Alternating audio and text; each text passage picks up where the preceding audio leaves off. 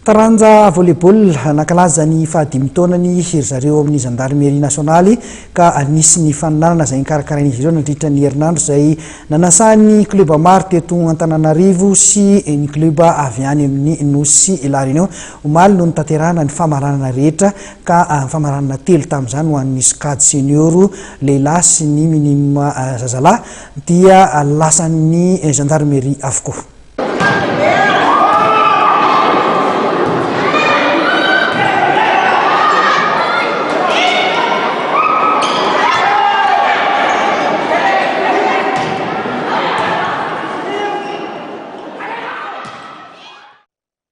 Sady nampiatrano no nandrombaka fandresena ny ekipan'ny GNVB tao anatin'ilay tournoi de l'amitié izay nikarakarain'ny GNVB ihany eo amin'ny taranja volleyball nandritra ny herinandro io. Tafiditra indrindra amin'ny fankalazana ny fahadimy taona ny orenan'ny GNVB ity faninanana ity. Tao anatin'izay dimy taona nijoroany izay dia fahombiazana hatrany no azon'ny GNVB. Dimy taona ny GNVB zany dia marihana tamin'ity le tournoi de l'amitié des îles izay teto amin'ny gymnase couvert nandritra ny herinandro izay. Ny antony aloha zany dia fanetsiketsehana amin'ny volley eto amin'ny région Analamanga zany indrindra tsy maninona na manerana Madagasikara. Ny antony koa dia ahafahantsika manana ataoko hoe échange na fifanakalozana amin'ny avy any ivelany zany natsoina manokana ny camp Itier Maurice sy Saint-Denis de la Réunion fa ny camp Itier moa tsy afaka fa nisy olana kely dia ity tournoi ity zany dia natao ihany koa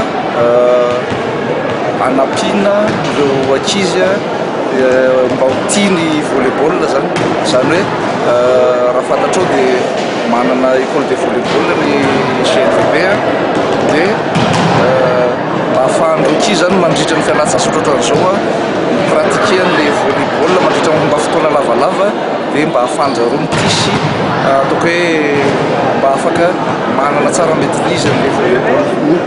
Dimy taona ny GNVB manao ahoana ny fahitanao izay lalana midiavina tao anatin'ny dimy taona izay nahatratra ny tazona ny eritreretina ve nareo? Dimy taona zany aloha raha amin'ny fanatanjahantena zany raha club kely dia kely. Atao anatin'ny ligue Analamanga misy club efa manana 10-20 taona nisina zany. GNVB 10 taona zany mbola marefo dia marefo, mbola tanora dia tanora, mbola be da be ny lesoka, misy ny vokatra zany fa ny tena tanjona iny zany dia mba hanatsarana hatrany ny lalao volleyball atao anatin'ny club aloha voalohany indrindra eo amin'ny ligue rehefa avy eo dia tena tanjona zany dia mba ho betsaka ireo taniketsa ahafahana manana an'ireo mpilalao dia tena ilaina zany le manana le physionomie volley zany hoe lava mahotsaka satria izay no olana kely amintsika zany. Ny vokatra dimy taona zany dia ataoko hoe anatin'ny dimy taona tompon-daka Madagasikara ny première division masculine nahazo ihany koa ny coupe de fédération tamin'ny 2015, nahazo ny CCCOI zone 7 tamin'ny taona lasiny fa rehefa nandeha tany Egypte zay tamin'ny fotoana efa 12 tamin'ny ekipa 4 eo zany natsapana hoe mbola be da be ny ezaka. Inona ny fanamby ho an'ny dimy taona manaraka raha ho an'ny GNVB? Ny fanamby aloha zany dia mba hiroborobo ny école de volleyball, mba ho be da be le ankizy kely ao anatin'ny GNVB zany milalao ny volleyball sy tena mahafeno fototra. Dia ireo ankizy ireo zany no eritreretina aoriana kely afaka taona maromaro mba hanandratra amin'ny toerana tena tokony misy azy ny volleyball eto Madagasikara. Ity arantsika amin'ny sary ity dia ny famaranana ho an'ireo SCAD minime zazavavy izay nikatrohan'ny Azy sy ny 3 FANS resin'ny Azy tamin'ny seta roa mihoatra teto ny 3 FANS.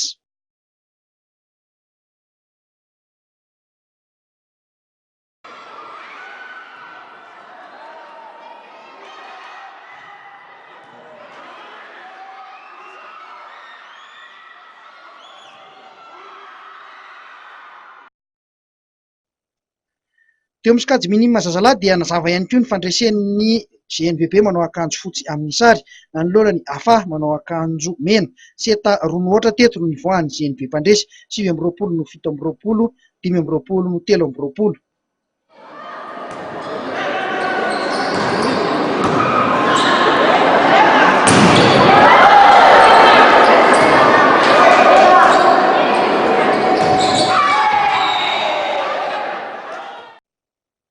Famaranana teo amin'ny senior vehivavy dia natanteraka ny valinady ny Piasy izay nampiondrika ny BBCD tamin'ny seta 3-0. Io seta 3-0 ihany tokoa mantsy no niresen'ny BBCD ny Piasy tamin'ny famarana ho an'ny fimpidina ny tompon-daka ny ligina Analamanga ataona 2024. Ny BBCD eto ny manao akanjo mainty amin'ny sary ary manga tanora kosa ry zareo avy eo amin'ny Piasy. Tsy navototsy ny GNVB ihany koa ny amboara teo amin'ny senior lehilahy izay izy ireo ihany no nivoaka nandresy tamin'ny seta 3-0 nanoloana ny Azia.